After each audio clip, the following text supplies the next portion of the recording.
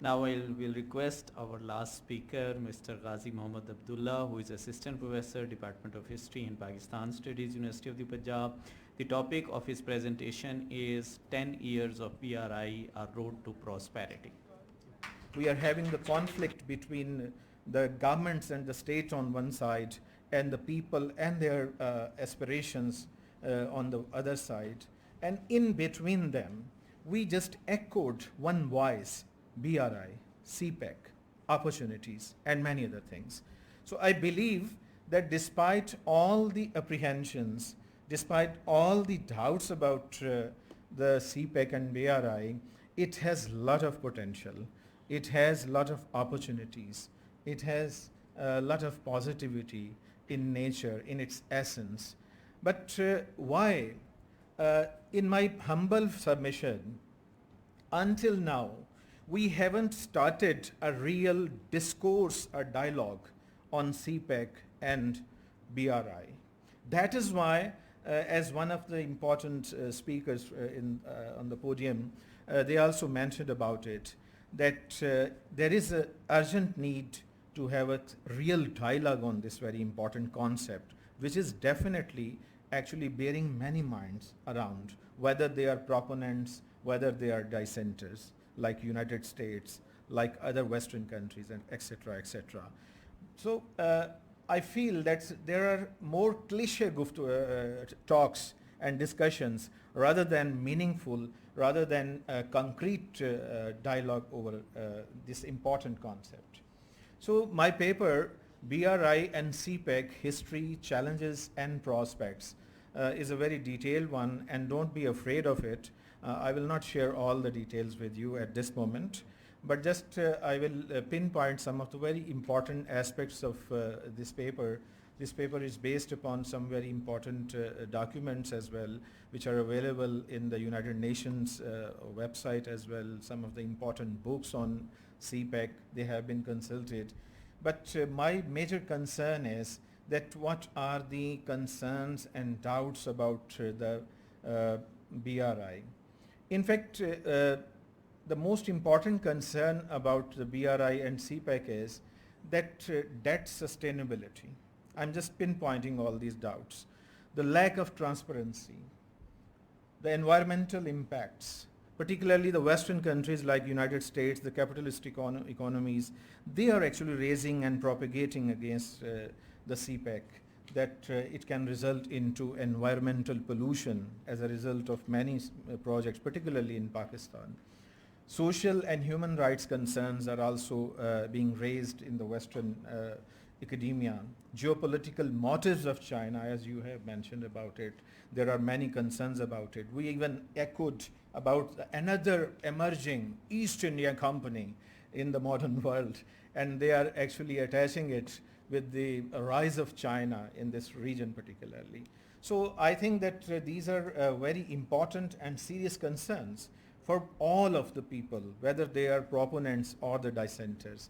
The impact on the local industries, that is another important concern about the CPEC. So in this connotation, the examples they are given about Sri Lanka in the recent past, the Sri Lankan debts and their economic situation. Moreover, there are many concerns about the future of Pakistan, how Pakistan would handle, because apparently it looks like that Pakistan is going through under heavy debts of China. The important question is that how these debts, how these loans, how they will be paid off. What is the infrastructure? What are the actually details of it? So I think that we cannot merely reject these connotations, these questions. I feel that the proponents of the CPEC, the proponents of the BRI, they should work more upon it, more upon this point, because I am not in a mood to tell you that yes, every Pakistani is actually welcoming China. In fact, there are sufficient number of Pakistanis, both in academia, everywhere in the political, social circles, they have their questions in their mind. Just go through the length and breadth of Pakistan, particularly in Balochistan. In the recent past, you have seen that the common people, they were on the streets. They had their doubts about the Gwadar port and other things. So I think instead of rejecting, instead of contradicting without any concrete reason, it is the high time to bring them on board, to have a dialogue with them. So otherwise it would be very, very difficult for the execution of CPEC, particularly in Pakistani example. The people also give example of Maldives, Laos, Djibouti, and many other countries in East Africa. Kenya is another example. Ethiopia is another example. So there are a lot of literature available on these important things. Major concern in Pakistan, I am focusing upon it. The debt burden, the lack of transparency, imbalanced benefits, and environmental impact. Security considerations, they are one of the most significant threats to the execution of CPEC. In the context of the war on terror and in the recent past, there are a lot of other issues here. So local industry and employment question, that is another important concern within Pakistan. So these issues, I know that these are not all of them, they are very concrete, or some of them they can be considered as political propaganda, or etc., etc. But the steps of the government of Pakistan to address these concerns, I just can highlight. For example, institutional framework, the CPEC authority was established in 2019. So far the debt repayment and restructuring is concerned, the Pakistan has engaged in negotiations with China to restructure some of the loan terms, including extending the repayment period and reducing interest rates. Moreover, enhanced transparency question, government has taken steps to enhance transparency and address concerns about the lack of information regarding CPEC projects. Regular updates and progress reports on CPEC projects are now being shared with the public. The establishment of dedicated websites, information portals related to CPEC provides access to project details, etc. There is another important area of which we can call it gray area, that is skill development and capacity building, so far the CPEC and BRI is concerned. The government for the security measures has undertaken measures to improve the security situation in Pakistan and ensure the safety of personnel involved in CPEC projects, particularly the Chinese. Although it's not an easy task, it's very hard task for Pakistan. In the recent past, we have seen the bombing in the Karachi University as well, and there are many important areas. But hats off to the resilience of Chinese, I think, that despite all the problems, despite all the issues regarding the security situation in Pakistan, they are still intact and they are very hopeful and positive about it. But of course, they are, in the recent past, we have seen the Deputy Premier of China, they have also highlighted this issue and they are concerned about it equally. So I think both Pakistan and China, they have to go further in this direction in order to address this very important issue.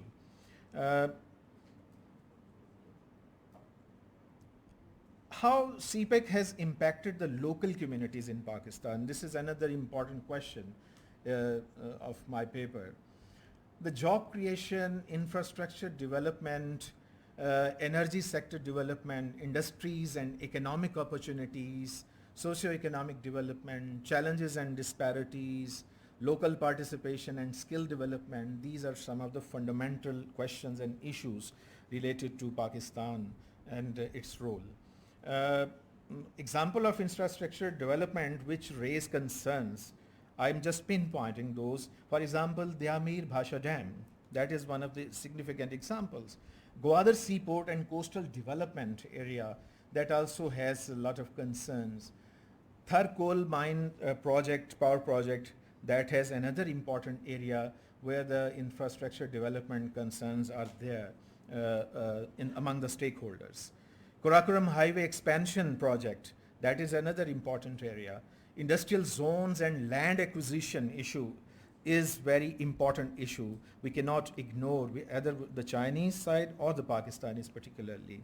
Although I must acknowledge that special economic zones, they have in fact played a very significant role in the development of CPEC and BRI and enhances its importance among the public. But I think that the government has to go beyond that, although she had taken several measures in the past 1 decade of the CPEC, whether it is to talk about the Muslim League's government or even the Imran Khan's government and the present government. All the governments, they have been consistent somehow or the other with their attachment with the enhancing the CPEC's dreams. Moreover, I'm just coming to the conclusions, but before that, it is very important not to ignore the reactions and responses towards CPEC and BRI within the context of Pakistan by the regional powers and the world powers. Very briefly, India is one important example. Of course, the Indians, they have their questions, they have their concerns, they have their apprehensions about growing Chinese involvement in the economic and financial projects in Pakistan. For example, sovereignty and territorial integrity is the question for Indians. Particularly, they are very disturbed about the Chinese projects within the Azad Kashmir area of Pakistan. That is one important area where the Indians, they have their concern. Strategic implications of growing influence of China in the region, that is, of course, an open secret now. They are very concerned about it. They cannot tolerate a very powerful, economically viable, involved China within this region. Economic competition, because we have seen just now the Chandrayaan and project and so on. And of course, India is a reality, an emerging economy on the other side. So China is in fact very important question, rather the most important question for Indians. On the other side, Iran, never forget, Chabahar port competition is there. And moreover, security along the region of Balochistan, that is another important aspect of the Iran's concerns. United States from nowhere, she is very much sensitive about the geopolitical influence of China in this region. They are very much, in fact, if you want to understand the mindset of the United States, just go to the website, they're available, Wilson Center, Research Center. They have a lot of documents and other things online. Then just go there and you will understand what the United States, they are actually thinking about BRI and CPEC. Two other countries, they have a very positive role regarding the CPEC, Afghanistan and Russia. You must be amazed, Afghanistan. Actually, Afghanistan and Russian response is a mixed one, particularly Afghanistan. Afghanistan knows that economic opportunities are there. They are definitely there. And regional integration, Afghanistan overall takes it very positively. However, Afghanistan, like India, they have their security concerns as well.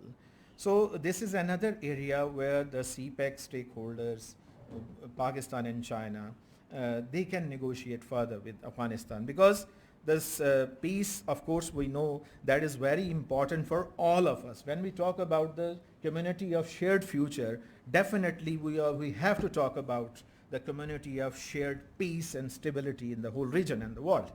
The Russia is another important country which has lot of prospects, and to remind you that Russia is the biggest beneficiary of the BRI in the world now, if I'm not wrong. The most important, the mega projects, they have been actually working in Russia. She is on the number 1 position, if my figures are not wrong. So Russians' interest in CPEC and BRI, they are actually based upon their connectivity interest in Eurasian belt, particularly Central Asian countries.